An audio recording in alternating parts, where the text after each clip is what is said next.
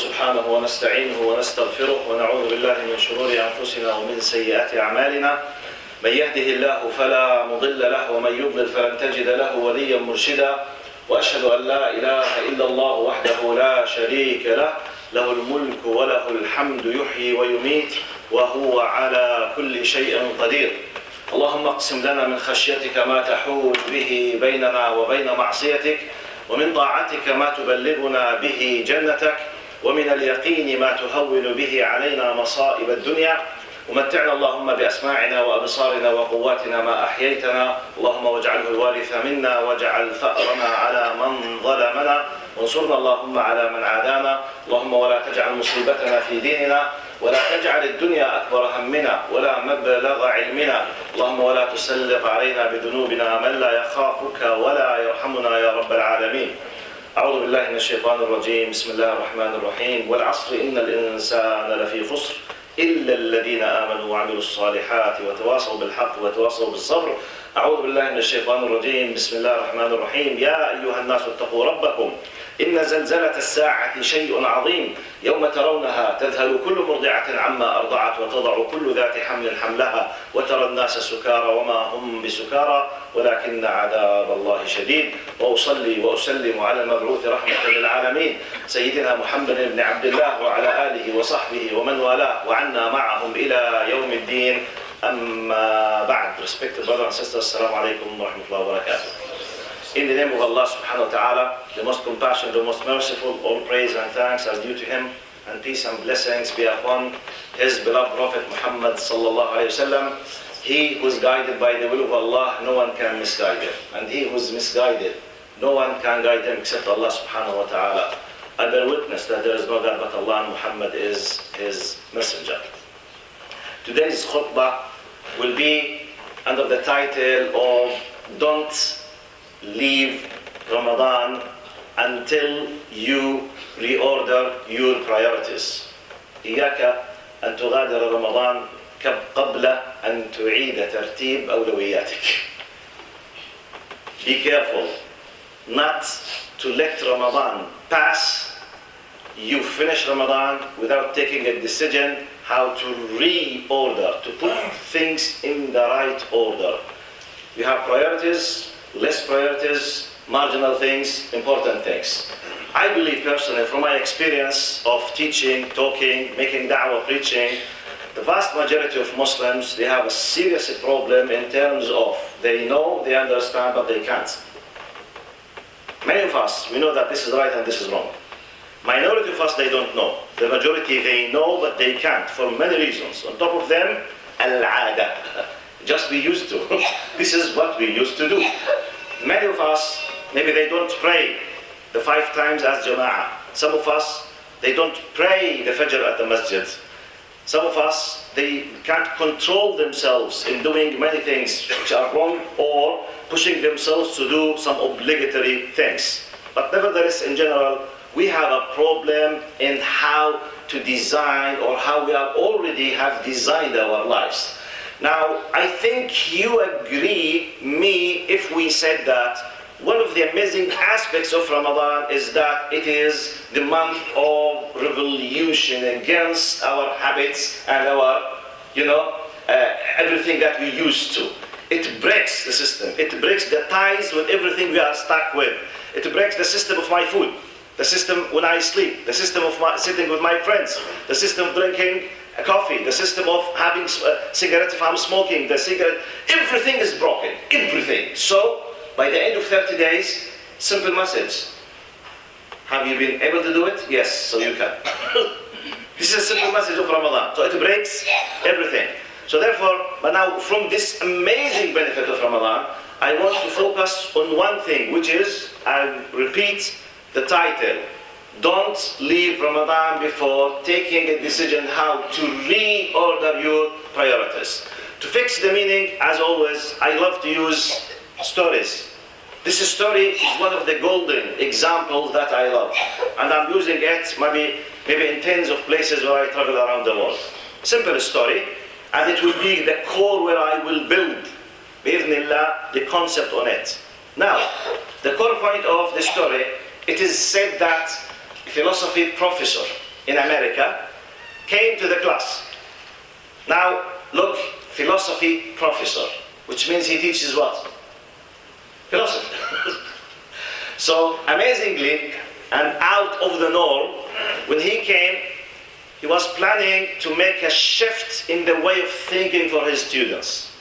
So I prepared something like a surprise. So when he came, there was like a big mayonnaise jar on the top of the desk. No one knew why this big mayonnaise jar was on the desk. So when he came, he surprised them by some certain things. In the drawer, he has some kind of plastic bags, contains some certain things. Look how clever this professor was. He pulled from the drawer a plastic bag contains golf balls. He showered the golf balls into the big mayonnaise jar and they filled the jar. He asked the students, is it full? All of them, they said what? Yes, it's full. Then he pulled another plastic bag which contains the pebbles, small stones, which is more or less 1/10 of the size of the golf balls. He showered the pebbles. Eventually, the pebbles, they filled the spaces and the gaps between the golf balls. Then he said, is it full? Hundreds of students, they say, yes, it's full. He pulled the third plastic bag contains sand. He showered the sand. The sand filled the gaps between the pebbles and the golf balls. Is it full? All of them, they said, yes, it's full. Then he brought 2 cups of coffee, liquid. So he put the, is it full? Yes, yes, yes, yes, wallah, it's full. What are you trying to tell us? He said, look, it seems he was a religious person. Maybe he was Christian, an American professor, I don't know what. It seems he was religious, because the example has to do with religion. He said, look, now let's start with the wisdom from the story. He said, this jar represents your life. The golf balls represent the most important things in your life. If you filled your life with golf balls first, such as golf balls like, he said, God, your health, your family.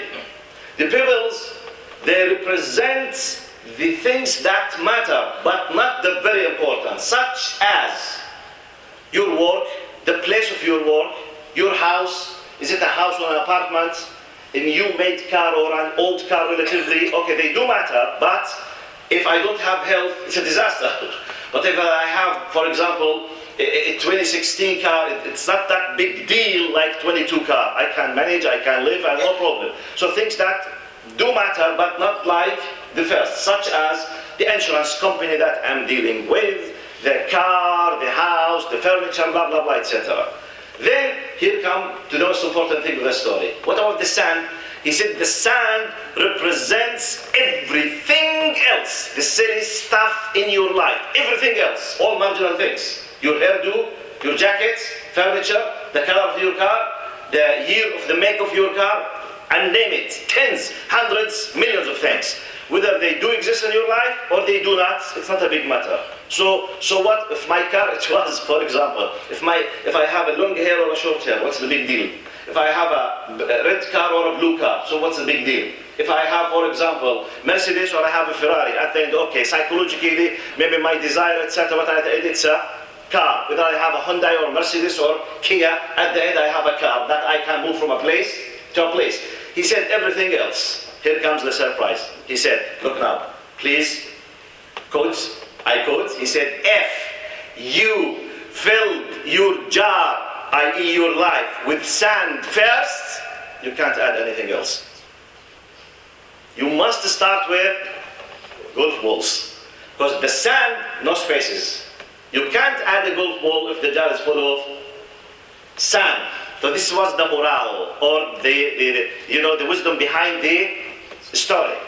Now, Islamic, then, of course, just to quote let's say the story in full, one of the students, he said, but you have not told us about what the 2 cups of coffee represent.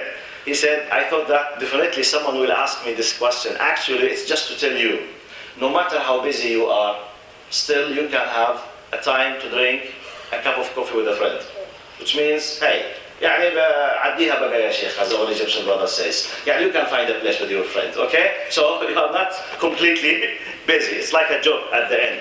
But my point is, let's Islamize the story now, okay? In our terminology, which is completely true. If sand is full first, you can't add golf balls. Golf balls to us, what are these? In our terminology, in our standard, Allah subhanahu wa ta'ala. Your deen, your reputation, your heart, your family, your parents, your health.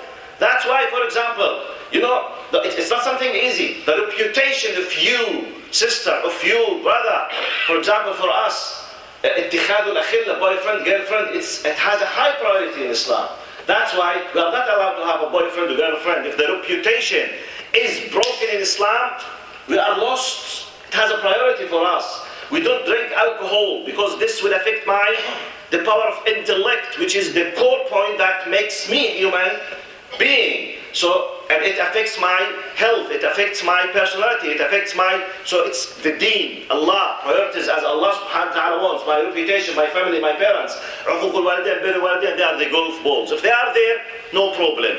Now, the pebbles and the sand, we might share the same examples. Yes?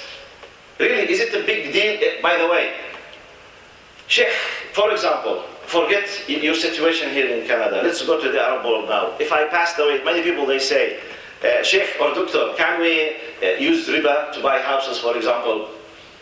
And in many Arab countries, you can rent a house for a very cheap price. It's not like this country. One of my answers, I say, to the best of my knowledge, I don't know that Allah subhanahu wa ta'ala has said, if you pass away while you have a house and you are a tenant and you rent a house, you will go to the hellfire. It's not haram to be a tenant. So it's not a problem to leave the dunya if you are a tenant and you have rented a house, okay? So what, yani? But you know, I have to buy a house. What if I passed away without owning a house? What's the big problem, for example? But what if I passed away and I don't pray? What if I passed away and I did not buy a car? I suffered a lot. I was using public transportation. Yes, it was a difficulty for me. Yes, it took a lot of, and maybe it helped to maintain my health because I was walking. But I suffered a lot. But I passed away without owning a car. Is it a problem when I stand before my Lord? No. But if I passed away and I did not pay any effort to take care of my children, I was not sitting with them, for example. I was not directing them. What could happen to me when I stand before my Lords? A disaster that could happen. So we come here, respected brothers and sisters, and allow me now just to go to the Arabic language now, okay? Now the share of our respected brothers. Now, موضوعنا يا أحبة يا إخوة يا أخوات باختصار هو ضرورة إعادة ترتيب الأولويات من خلال رمضان. إيانا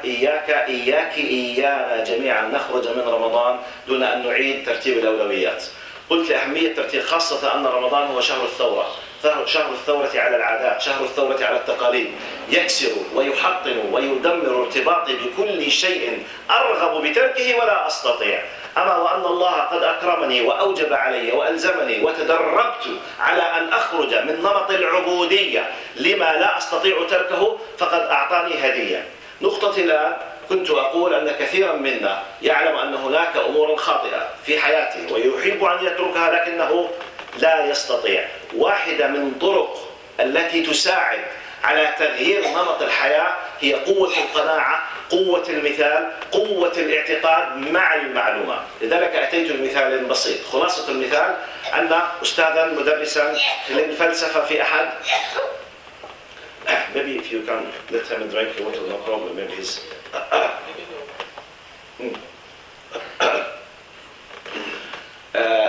أستاذ مختص في الفلسفة في أحد الجامعات الأمريكية جاء بمرطبان زجاجي كبير ووضعه أمام الطلبة وخبأ في داخل الأدراج بعض الأكياس التي تحتوي بعض الأمور.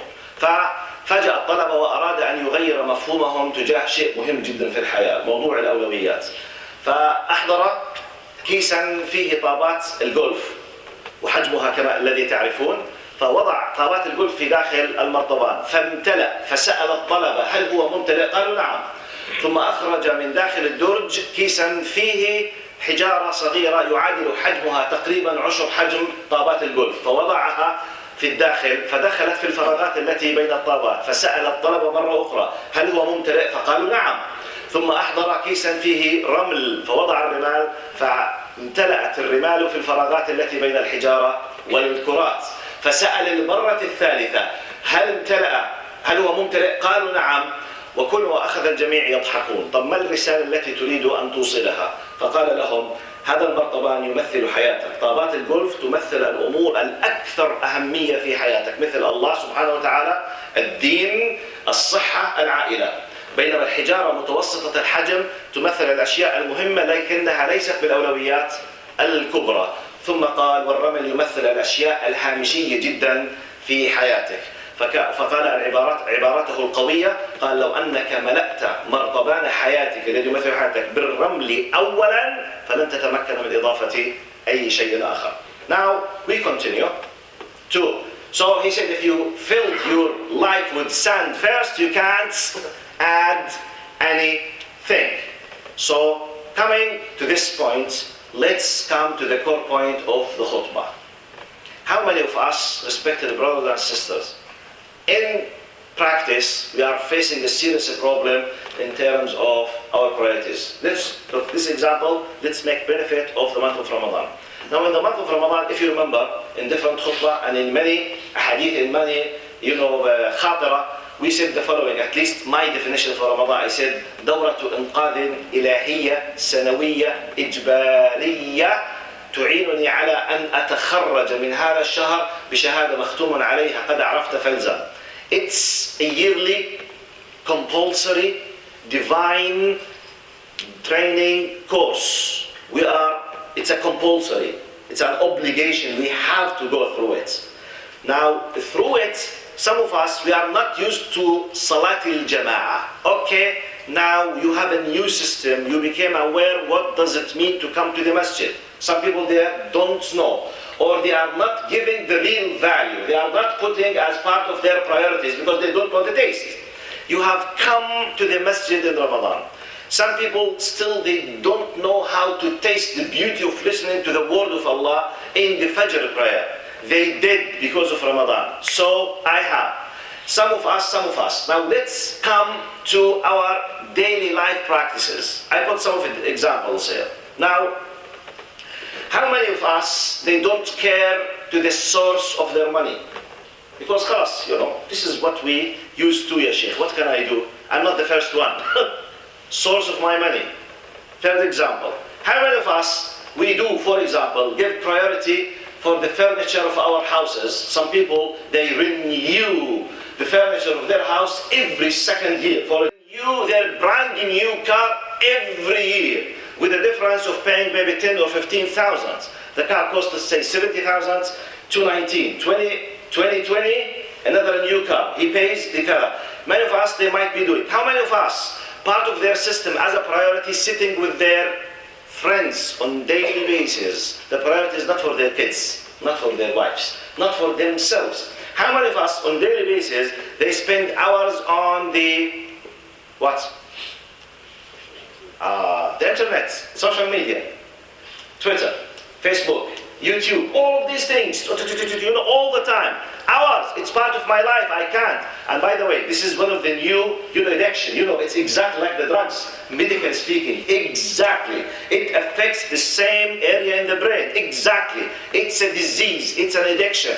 5 hours a day. Some of us sit with the friends, maybe drinking alcohol, smoking, chatting, websites, the source of money, changing the furniture, the money, the time of how do I spend my time. Now, how to reorder my priorities. Please, my message is, in the last 5 minutes, is just to pay your attention. This is the proper time to start thinking what are the least priority things in your life. Even with good intention, you were not paying attention. Please, try to to review them, try to reorder the priorities. If you know them, Ramadan will give you the push. If you don't know, please, the duty of someone like myself to pay your attention so that you will be able to know. Now, your wife has the priority before your friends. Your kids have a priority over your friends. I'm not saying sitting with friends is haram, but I'm saying it is a disaster if I sit with my friends every day 2 to 3 hours and I do not see my kids just when they go to sleep. Ma'as-salama habibi, and maybe I read the Surah Ayatul Kursi on him, just a kiss on his forehead and that's it. Do I chat? Do I sit? Do I listen? Do I spend time? And I'm talking about the quality time. I'm not talking about the time of just driving the car, giving him a lift while I'm making my telephone calls all the time. Okay, habibi, okay, see you. Okay, all the time. I'm not with my kids. Okay, with my kids, I sit 5 hours a day. What do you do, Sheikh? We watch TV. You are not sitting with your kid. Both of you are slaves for the TV. It's not sitting with your kids. I'm talking about the quality time where my eyes, my mind, my heart, my feelings are completely for my son and my daughter. The quality time, I enjoy time. I express the compassion and the love with them.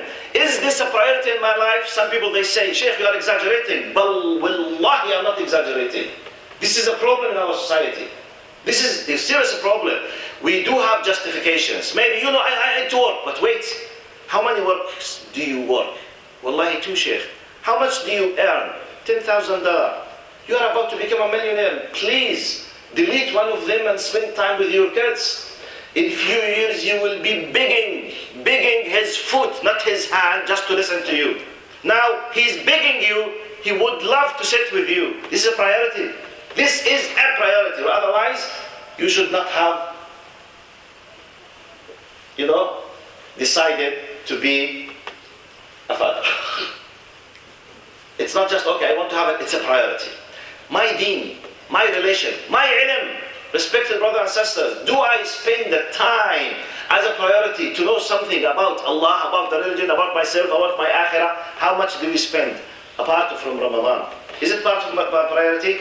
My kids, many people, they do spend their, for example, time, they send their kids to have music, horse riding, swimming, Muhammad, skating, for example. I'm sorry, I'm not from Canada, so I don't know the sports. So, skating, or any kind of sport, sometimes we give them left and we pay hundreds of them. But how much do I pay to teach them Arabic? Pay. Not just send them to the masjid, let the masjid take care of them. How much do I pay? I bring special tutoring, special teachers to teach them French, for example. Do I pay a penny for them to teach them Arabic, the language of the Quran?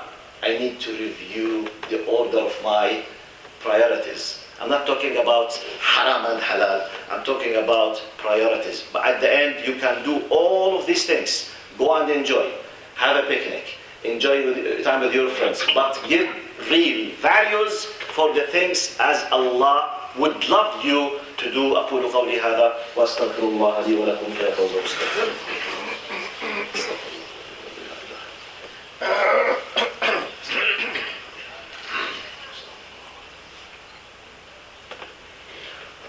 بسم الله الرحمن الرحيم. الحمد لله والصلاة والسلام على رسول الله وعلى آله وصحبه ومن والاه.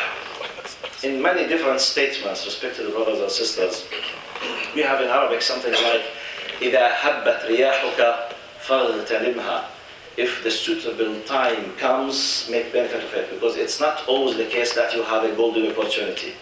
Maybe Allah has pushed someone like myself or anyone, forget my face, forget my name now. Just consider me a servant, which is the truth. I'm a servant for the religion of Allah.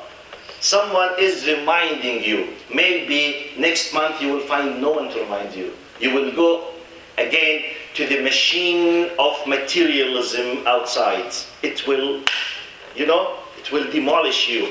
So be careful. Someone is reminding you now. Don't leave before thinking. And the best, don't leave before taking a decision. If the idea is clear, take a decision. Because from my experience, the majority of people, their biggest problem, not the convictions. and not the knowledge. They know and they are convinced, but they can't what? They need someone for the first push, the kick-off. They need someone just to get this. The majority, I'm not taking all of them. Some people they don't know. Some people they are not aware. Some people still something. But the majority of us, including myself, in many cases we know. It's like those who smoke. Don't you agree with me that thousands of doctors in hospitals, they smoke? Do you think there are a group of people on earth, they know what is the bad effect of smoking more than doctors? Especially those who do surgeries. They open the chest, they see the cancer by their own naked eyes inside. And they put the people, and the people, they pass away in their hands because of cancer of lungs, cancer of the mud, cancer of the gum. And you know, amazingly, you see, yet they smoke. Do you think they are not convinced? Wallahi, they are convinced. They don't know? Possibly they know. What's the problem? They are not able to leave it. They get used. Just al-ada. Al-ada. So Ramadan, that's why I started telling you, Ramadan is a revolutionary month. It's a divine revolutionary gift. هدية من الله. شهر الثورة على العادات. It breaks everything you are used to.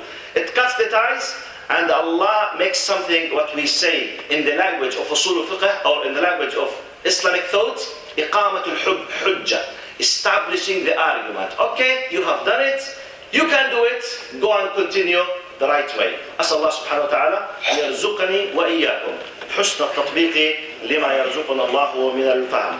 اللهم اغفر لنا وارحمنا وعافنا واعف عنا. اللهم اهدنا فوق الأرض وتحت. اللهم ارحمنا فوق الأرض وتحت الأرض ويوم العرض عليك يا كريم. اللهم اجعلنا هداة مهديين لا ضالين ولا مضلين يا رب العالمين. اللهم أنت ربي لا إله إلا أنت خلقتني وأنا عبدك وأنا على عهدك ووعدك ما استطعت. أعوذ بك من شر ما صنعت. أبوء لك بنعمتك علي وأبوء بذنبي فاغفر لي فإنه لا يغفر الذنوب إلا أنت. اللهم إنا عبيدك أبناء عبيدك أبناء إمائك نواصينا بيدك ماض فينا حكمك عدل فينا قضاؤك. نسألك بكل اسم هو لك سميت به نفسك أو أنزلته في كتابك أو علمته أحدا من خلقك أو استأثرت به في علم الغيب عندك أن تجعل القرآن العظيم ربيع قلوبنا وجلاء أحزاننا وذهاب همومنا وغمومنا يا رب العالمين. اللهم أعنا على صيام رمضان وقيام لياليه. اللهم أخرجنا من رمضان وقد غفرت ذنوبنا وتجاوزت عن خطايانا يا رب العالمين. اللهم ارحم والدينا ووالد والدينا وأصحاب الحقوق والواجبات علينا يا رب العالمين. إن الله يأمر بالعدل والإحسان وإيتاء ذي القربى وينهى عن الفحشاء والمنكر والبغي يعظكم لعلكم تذكرون. وأقم الصلاة.